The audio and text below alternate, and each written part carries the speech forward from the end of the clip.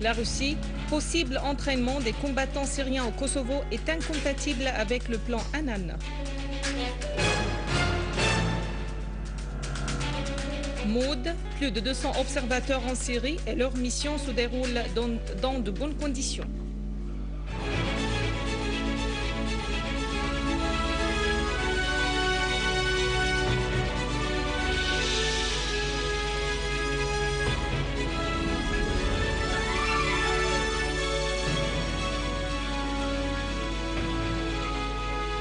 Mesdames et messieurs, bon après-midi et merci d'être avec nous. La Haute Commission électorale a annoncé aujourd'hui les résultats des élections de l'Assemblée du peuple tenues le 7 mai, conformément à la nouvelle Constitution. Le chef de la Haute Commission électorale, le magistrat Khalaf Al-Azaoui, a indiqué dans une conférence de presse tenue ce matin que les législatives s'étaient déroulées en vertu des dispositions de la nouvelle Constitution et du Code électoral de 2011. لقد عكست نتائج هذه الانتخابات أوسع تمثيل للشعب.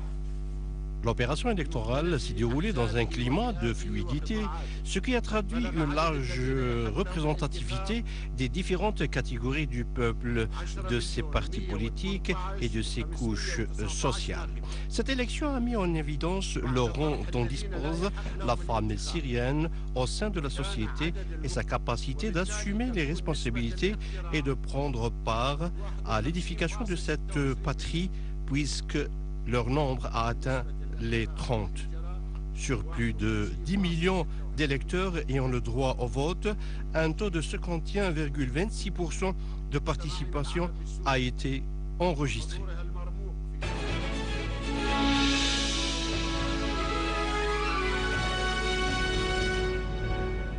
Le ministère russe des Affaires étrangères a exprimé son inquiétude des nouvelles diffusées par les différents médias sur des contacts entre l'opposition syrienne armée et les autorités de la soi-disant République du Kosovo, affirmant que ces plans sont contraires à la mission d'Annan, émissaire spécial des Nations Unies en Syrie. Le ministère russe des Affaires étrangères a fait noter dans un communiqué que ces intentions sont contraires aux efforts d'Annan, qui est investi de soutien de l'ensemble de la communauté internationale, tout en mettant en garde contre la transformation du Kosovo en un terrain d'instruction internationale des combattants. Le communiqué appelle les parties internationales opérant au Kosovo à adopter toutes les mesures nécessaires pour entraver l'exécution de ces intentions. Le vice-ministre russe des Affaires étrangères, Gennady Gatilov, a affirmé que son pays fera échec à tout projet au Conseil de sécurité de l'ONU autorisant une intervention militaire en Syrie, soulignant que le réseau Al-Qaïda était derrière les attentats terroristes commis récemment en Syrie. Dans une déclaration à la presse hier à Moscou, Gatilov a estimé que l'on ne peut laisser passer d'éventuelles résolutions piégées, surtout celles qui autorisent une intervention militaire en Syrie, exprimant l'espoir de ne plus voir se reproduire le scénario militaire, mais plutôt le règlement politique. Il a aussi souligné que les Syriens, toutes composantes confondues, apportent un soutien sans faille à leur gouvernement. Sur un autre plan, Gatilov a fait noter que Moscou ne voit pas de perspective pour le début de pourparlers directs entre les autorités syriennes et l'opposition dans la prochaine étape. Quant à la coopération militaire russo-syrienne, Gatilov a affirmé que la Russie ne cessera jamais sa coopération militaire et technique avec la Syrie, soulignant que les livraisons d'armes russes à la Syrie se font conformément aux lois.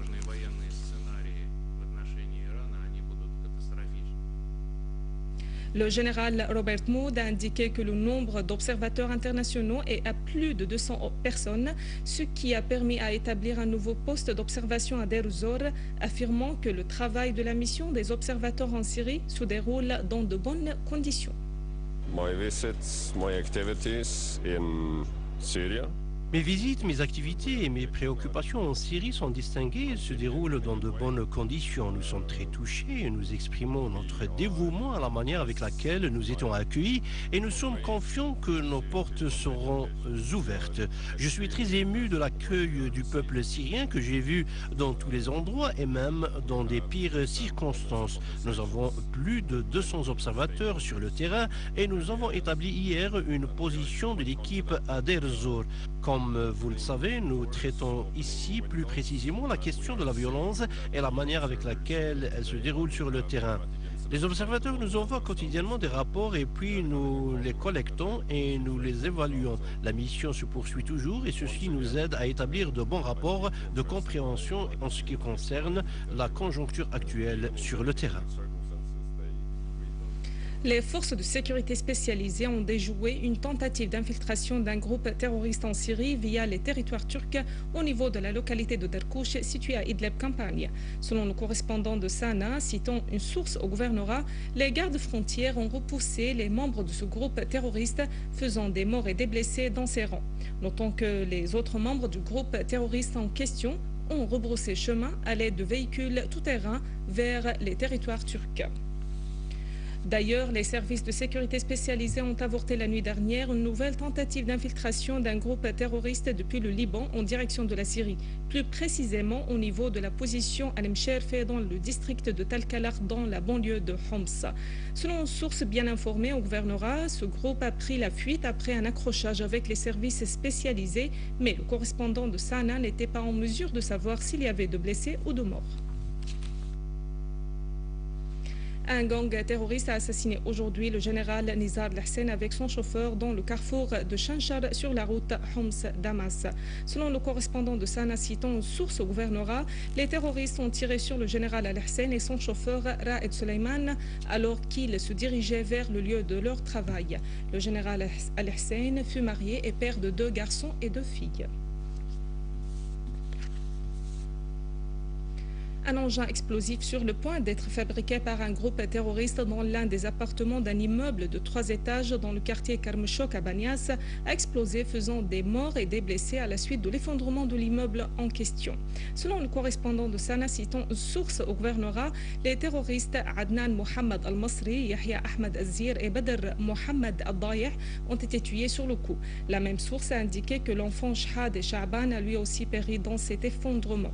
Les secouristes ont été dépêchés sur les lieux pour venir en aide aux victimes ensevelies sous les décombres et évacuer les blessés vers les hôpitaux de la ville.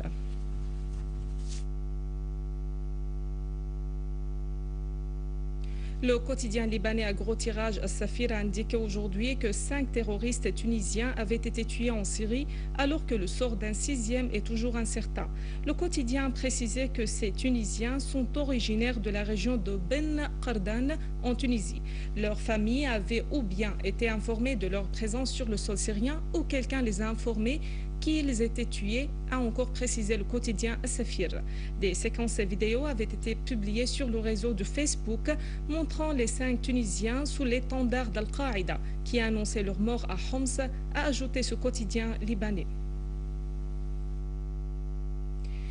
Au Liban, l'armée s'est déployée en masse dans les rues de Tripoli au nord du pays où des opérations de ratissage ont été effectuées pour désamorcer les bombes qui ont été plantées. Notons qu'un calme précaire règne sur la ville de Tripoli qui a connu durant les 2 derniers jours des accrochages à l'arme automatique et aux roquettes anti-chars. Ces accrochages ont fait 8 morts, dont un soldat de l'armée libanaise, alors que plus de 60 personnes, dont 2 militaires, ont été blessés.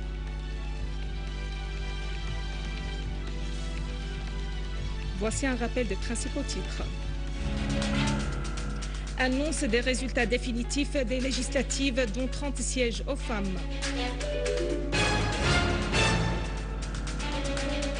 La Russie, possible entraînement des combattants syriens au Kosovo, est incompatible avec le plan Annan.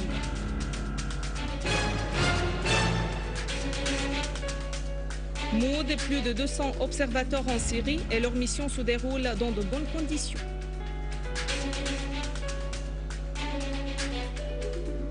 C'est la fin de notre édition. Merci à vous, merci à toute l'équipe. Au revoir.